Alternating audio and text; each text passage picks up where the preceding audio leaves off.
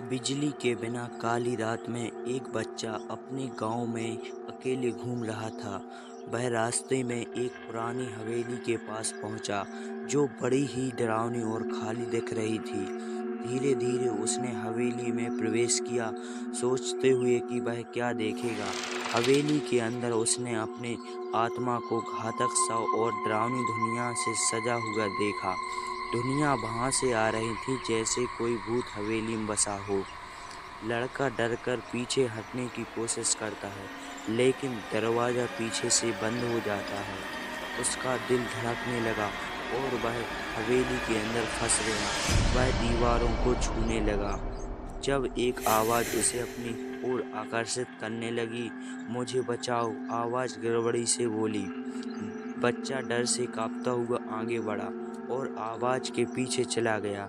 वह एक पुराने कमरे में पहुंचा, जहां एक बड़ी पुरानी झूला लटकी हुई थी। झूले की ओर देखते ही बच्चा को एक अद्भुत दृश्य नजर आया। एक छोटी सी लड़की झूले पर बैठी थी, जिसका मुंह और आंखें खून से भरी हुई थीं। झूला आवाज देते हुए बोला, मुझे मत छोड़ो, मुझे बचाओ।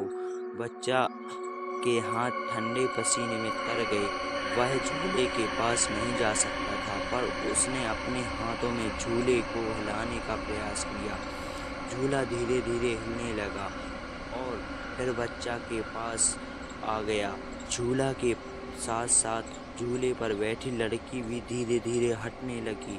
बच्चा को उसकी आंखों में गहरा डर दिखाई दिया।